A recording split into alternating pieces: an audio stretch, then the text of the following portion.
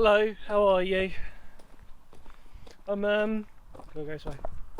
I'm on my way. I'm in Hertfordshire, I think, today. Am I in Hertfordshire? Okay, yeah. Well, yeah, okay. I think I'm in Hertfordshire. And I am off to show you an incredible ruined chapel again, another one for the channel. I think, like our ROC posts, we seem to be slowly ticking them all off like a collection, isn't it, really? Although I don't intentionally ever mean to do it, I just find stuff like this absolutely fascinating, more for the fact of I mentioned before, the energy and the strangeness that surrounds these wonderful places. And I couldn't have picked a more remote spot in all my life. And luckily, and it was lucky, there is very limited parking here. And my car happens to be the last car.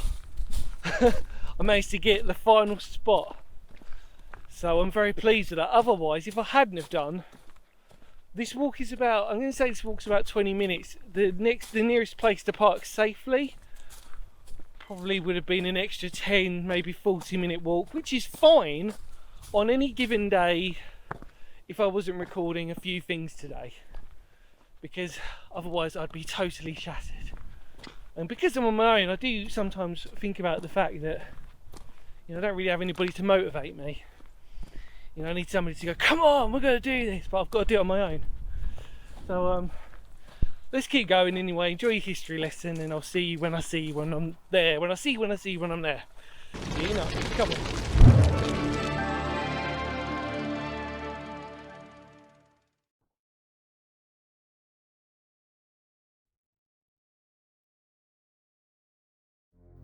Located in a small wooded area just shy of Preston Village in Hertfordshire lies the abandoned ruins of Minsden Chapel.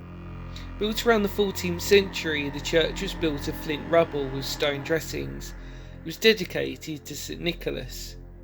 However, the church didn't have much of a shelf life when, in the 17th century, it had fallen into disrepair, although it was noted that marriages continued here into the 18th century, until the crumbling masonry became too dangerous.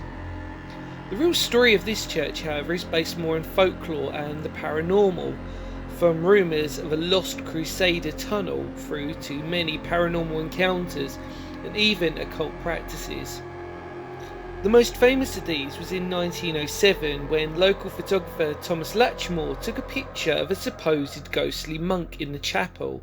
However, in 1930, in an interview, Latchmore admitted to it being nothing more than a hoax. The other thing of note is that of there being a memorial in the chapel to a local historian called Reginald Hine, who happened to be a friend of Latchmore's, but who regularly visited the church and even obtained a lifetime lease of the property. Either way, the sad truth is that this chapel has become a place that has lost its historical identity and now has been replaced with tales of the paranormal and legends that will undoubtedly live long in the memory.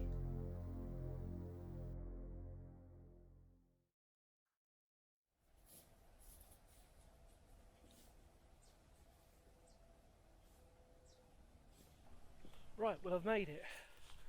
And the two things that strike you first are the fact of where you are in the landscape. So it's kind of a bit hard to imagine, but it is packed full of countryside. And what we're on a sort of downward slope, but we're on the tip of like what looks like a squarely forested area.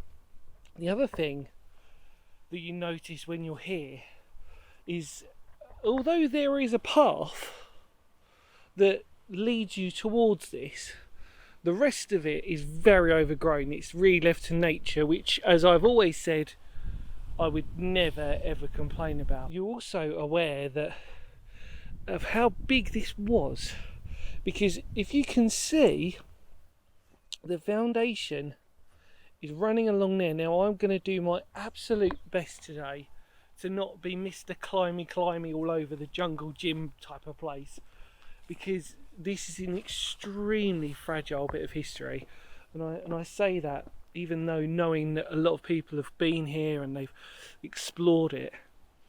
And it saddens me in a way because it proves the point of how fragile our bits of history can be, more importantly, and how we really do have to try our best to look after them when we can. But it is incredible, this. You know, never been here before, as you can probably tell with my shocked face. And yet, for some strange reason, the size of it is incredible. I wasn't expecting it to be as big as what I was expecting in a strange way. So, I mean, in essence, you're really looking at where that bit of masonry is, or bit of ruin, whatever you want to refer to it, is. That's really the corner of the edge, and you can see how far we are in when you look at the fact that, sorry, I should just stay here, that's the wall. I really wasn't sure what my first impressions would be on this site, because actually I really didn't have any preconceived ideas about it, which I sort of purposely wanted to do on this one, because I know that the state of it wasn't going to be fantastic. And yet the history, as I've always said, is just amazing from it, really. So sad. Let's keep wandering around. Come on.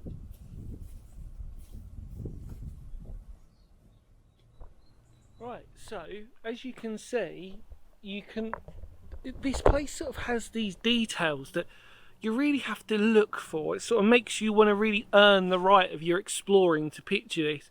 You can see an arch, which probably would have been a window by the looks of it. You can see the sort of brickwork right there. And then, as you turn down, you can see really, as it sort of starts to become apparent, the layout of this more than anything else. You can see where these slats would have been, which I'm assuming would have been for potential sort of beams.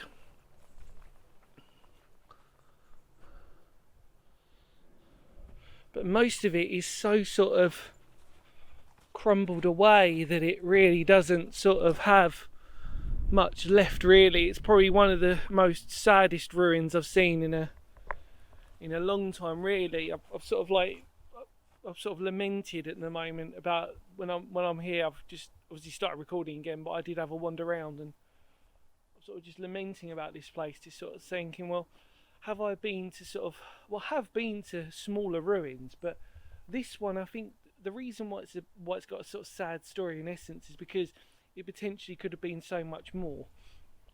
And you just have to sort of take it for what it is.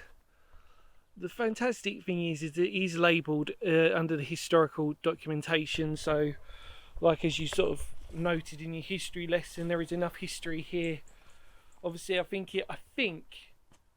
know now because I used it, it's on the Google's historic places, whatever it is. I don't really understand it, but I don't really understand that. I'm a bit old, which I am, but there's like a pinpoint thing on it, so it's easy enough to find.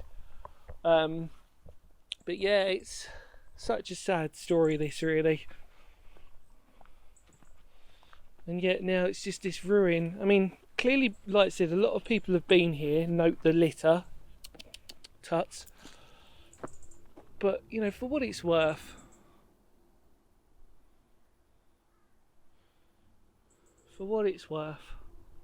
you just have to take it and just appreciate it for what it is. Again, it's quite cloudy today, yet it's very warm. So, yeah. Strange weather we're having at the moment. It sort of seems to get that way when we get towards autumn. It can't really make up its mind, but it just adds to this wonderful place, really. It's incredibly how echo it is up here as well. But this is it. This literally is it. And then you've just got, like I said, this memorial. I'd love to say there was way more to show you, but it really is. This is it. I can't. I'm really sorry to say, it's not me being negative, it's just one of these historical places, unfortunately, where this is it. It's very similar to, like I said, the Romney Marsh churches that we have down in East Sussex, Kent border. Obviously this is way more substantial than those again, you know, but it's you know, it gives you just enough of an imagination. But apart from that, that really is it. Really is it. Take you around this bit, then I think we're done. So I'm assuming, from what I remember, that you can see again there would have been an arch here, which might have been one of the doors to come in and out of. Then we walk round. It is very similar to those Romney Marsh churches that I've mentioned before, and if you want to type in like a ruined church or chapel, then more than likely, you know, this is going to be one of the great examples that you can find. Very similar again to Reculver, except without the towers. But again, it's this whole sort of like the fact that the ruin dictates its layout. And if again, like with other ruins, when you have closer looks, it just gives you, like I said, a few more extra little secrets. Like some of the masonry that's here, it's got a bit of a graffiti on it. And then you can see again, like I said, what would have been probably one of the windows. Well, it definitely would have been. And then obviously one of the entrance points that we came into. That's it. Well, I hope you enjoyed that for what it was worth. I hope you didn't get too bored and you came along with me. If you are in the area, come down, it's worth it. I mean, it's definitely worth it if you're in the area. Like I said, it's a nice little walk through some countryside. Again, it was on a public footpath, so I wasn't really sort of breaking any rules. So it's great for all of you lot. You can come on this public footpath, come around, check it out. It's worth it if it's on the way to you. Obviously, I've come here especially, well, it's one of the places that I've come to especially because obviously I'm documenting it as a historical record, but I'm also documenting it as the exploring history lover for myself as well. Like I always say, personally for me, I'm not really fussed about the how much the sort of degradation of a site like this is, because at the end of the day for me it symbolises a bit more than that. It symbolises what once was, you know, and again we can reflect on that and we can look at it, can't we? In the immortal words of Phoenix history, thank you so much for your kindness, your patience, your support, more importantly. As I always say, if it wasn't for your support I wouldn't be doing this. And yeah, thank you, take care, look after yourselves. In the immortal words of Phoenix history, because history matters. Take care and I'll see y'all very soon. See you later. Cup out.